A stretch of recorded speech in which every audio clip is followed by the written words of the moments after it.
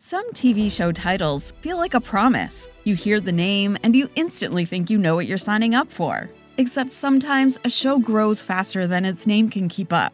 Characters evolve, premises expand, and suddenly the title you clicked on no longer describes the show you're watching. So in this video, we're looking at TV shows that outgrew their own titles. The series that started with one clear idea and then turned into something completely different. Cougar Town. When Cougar Town first premiered, it wore its concept right there in the title. A comedy about a newly divorced woman dating younger men. And yes, the early episodes leaned hard into that idea. But then something unexpected happened. The show quietly pivoted. Dating became background noise, and the real focus turned into friendship, aging, wine-fueled hangouts, and a surprisingly heartfelt look at chosen family. By the time most people fell in love with it, Cougar Town was less about cougars and more about a tight-knit group navigating life together. The title stuck around, but the show itself had clearly moved on. And honestly, it was better for it. 2.5 Men. Few shows outgrew their title as literally as 2.5 Men. What started as a sitcom about two brothers and a kid became not that. Cast changes, tonal shifts, and behind-the-scenes drama completely altered the show's identity. The half-man grew up, the dynamic collapsed, and eventually one of the titular men was gone altogether. Yet the title remained, increasingly disconnected from what was actually happening on screen. By the later seasons, 2.5 Men was more of a brand than a description, a reminder of what the show used to be, not what it became. New Girl. At first glance, New Girl sounds like a classic fish-out-of-water sitcom. Quirky woman moves in with a group of guys and hijinks ensue. And early on, that's exactly what it was. Jess was very much the center of the universe. But as the seasons went on, something shifted. The New Girl stopped being new, and the show evolved into a true ensemble comedy. Nick, Schmidt, Winston, and Cece became just as essential. And by the later seasons, New Girl was really about adulthood, long-term friendships, and how people grow. The title remained, but the heart of the show expanded far beyond its original premise. Agents of S.H.I.E.L.D. When Agents of S.H.I.E.L.D. launched, it felt like a straightforward Marvel spin-off, a procedural about the everyday operatives cleaning up superhero messes. Early episodes leaned into the Case of the Week format, and the title suggested a show forever living in the shadow of the Avengers. Then the series pulled off one of TV's boldest pivots. After Captain America: The Winter Soldier rewrote the rules, the show transformed into a layered sci-fi epic about identity, loyalty, and moral ambiguity. By the end, the Agents of S.H.I.E.L.D. weren't really agents anymore, and the show barely resembled its original setup. The 100. The premise of The 100 sounds deceptively simple. 100 juvenile delinquents are sent back to Earth to see if it's survivable. Problem is, that concept barely lasted. Characters died, new societies emerged, and moral compromises piled up fast. Before long, the show wasn't about the 100 at all. It was about survival and impossible choices. The cast expanded, the stakes exploded, and the series morphed into a brutal sci-fi meditation on humanity's worst and best instincts. The title carried on as a relic of the beginning, while the show evolved into something far bigger and far darker than its original hook. The Rookie. The Rookie starts with a clear hook. A middle-aged man becomes the oldest rookie cop in the LAPD. It's a great angle, and the early episodes mined plenty of humor and tension from that fish-out-of-water setup. But as seasons went on, the title stopped telling the whole story. John Nolan wasn't the Rookie anymore, and the show expanded into a broader ensemble police drama. Eventually, The Rookie became less about one guy starting over and more about the entire ecosystem of policing, mentorship, and personal sacrifice. The name stuck, even after the show grew well beyond its original gimmick. Blake 7. On paper, Blake 7 was about Raj Blake and his band of 7 rebels fighting a corrupt federation. But the show wasted no time dismantling that neat structure. Characters died, alliances shifted, and even Blake himself disappeared for long stretches.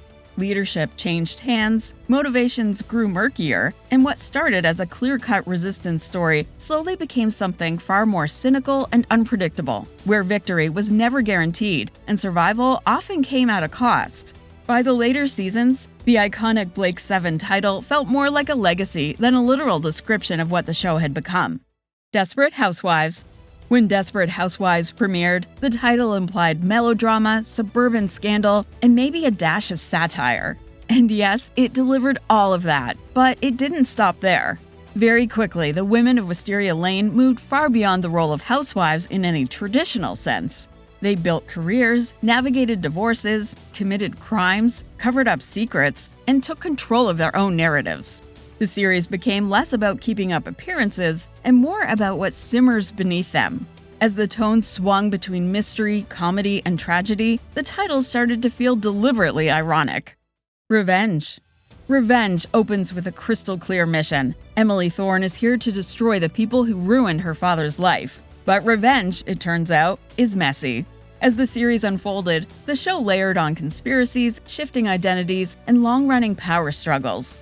The original act of revenge became just one thread in a much larger tapestry of obsession, betrayal, and consequence. Characters changed sides, motivations blurred, and the cost of vengeance crystallized into the real story. Eventually, revenge stopped being about payback altogether and started asking whether revenge actually brings closure or just creates more damage. The Last Man on Earth. The title The Last Man on Earth sets a very specific expectation, and the show immediately broke it. Turns out he's not the last man, or the last person, or even remotely the most competent survivor. What began as a post-apocalyptic gag evolved into a strange, heartfelt comedy about loneliness, community, morality, and human connection. And as more characters appeared, the title became increasingly inaccurate.